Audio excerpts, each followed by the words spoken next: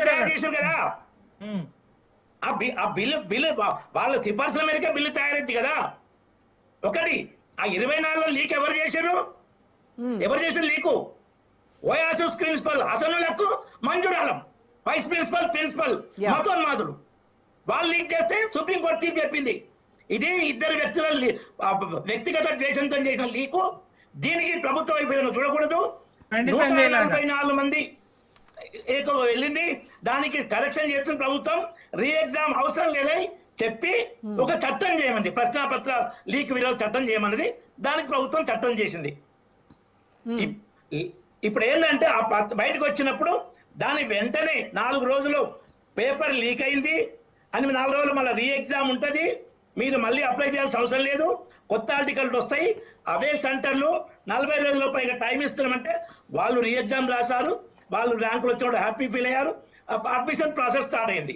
తర్వాత దాన్ని నేపాల్లో మన శ్రీలంకలో జరిగినట్టు, బంగ్లాదేశ్ జరిగినట్టు, నేపాల్లో జరిగినట్టు భారతదేశంలో చేయలేకపోతున్నారని George Soros and other batch వాళ్ళ కుట్రలు, చైనా భక్తులు, పాకిస్తాన్ భక్తులు, వీళ్ళంతా, తర్వాత ఖలిస్తాన్ ఉగ్రవాదులు, వీళ్ళంతా ఇవాళ వీడియో కూడా వచ్చింది. మినిస్టర్ చేశాడు అంటే మోడీని దించడం మొదలు భారతదేశాన్ని ముక్కలు చేయాలి, ఆగస్టు 15 వరకు మీరు చేస్తే మీకు 10 కోట్లు ఇస్తానని ఖలిస్తాన్ ఉగ్రవాది వీడియో పెట్టి పంపాడు.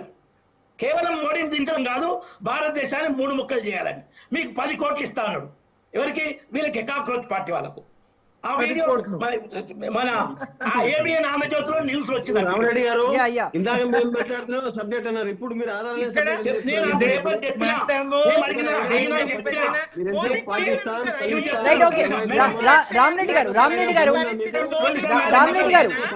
బీజేపీలో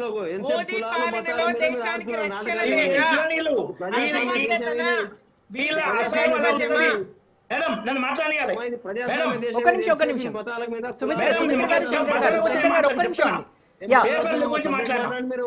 చెప్పండి. రాహుల్ గాంధీ గత 2 ఏళ్లలో ఏ ఒక్క రోజైనా పార్లమెంట్ లో సబ్జెక్ట్ మీద మంచిగా మాట్లాడినా ఒక్క ఇన్సిడెంట్ ఉందా? ఒక నిమిషం శంకర్ గారు, రాహుల్ గాంధీ బడ్జెట్ మీద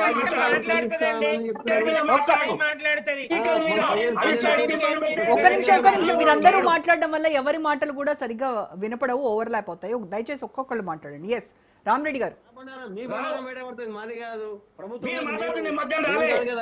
మీరు మాట్లాడుతున్న మధ్యం రాలే. అరే అని తప్పు మాట్లాడుతున్నారు మీరు. రాహుల్ గాంధీ ఏం మాట్లాడి సోకాల్ హోమ్ మినిస్టర్ అట అనొచ్చా అండి?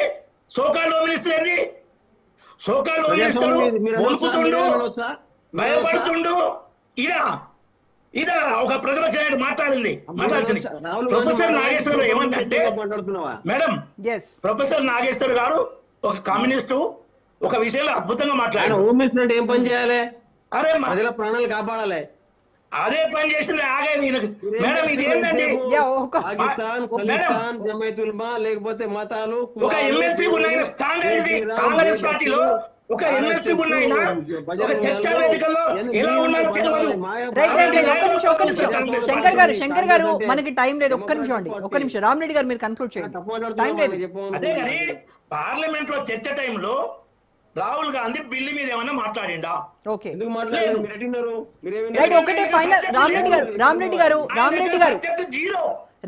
గారు ఒక్క నిమిషం నా క్వశ్చన్ వినండి.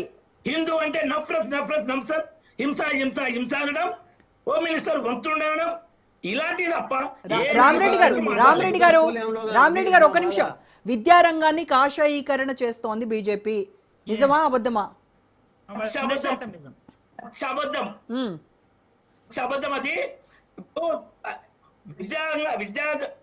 అది విద్యా మన ఎడ్యుకేషన్ దాంట్లో సంస్కరణ కావాలంటే న్యూ ఎడ్యుకేషన్ పాలసీ వచ్చింది బీజేపీ ప్రభుత్వం. 6 ఏళ్ళ మీకు కూడా చెప్పాలి. 6 ఏళ్ళ న్యూ ఎడ్యుకేషన్ పాలసీ వచ్చి కార్పొరేట్ మనీ మైండెడ్ విద్యా వ్యాపారం కాకూడదని. కాదు రామరెడ్డి గారు ఏందండి ఇది? 12 సంవత్సరాల క్రితం ఏం చేసిర్రు, ఇప్పుడు తెచ్చినారు. ఆయన అడిగేది వ్యాలిడ్ పాయింటే కదా. మీరు ఏం చేశారు? ఏం మంచి చేశారు చెప్పండి. బిల్ తీసుకొచ్చిన కాంగ్రెస్ పాలనలో వరుసగా ముస్లిం విద్యామంత్రులు రైట్ అండి, ఓకే, రైట్ అండి, okay, thank you so much Rama Reddy గారు, కోటేశ్వరరావు గారు, సుమిత్ర ఆనంద్ గారు, శంకర్ నాయక్ గారు.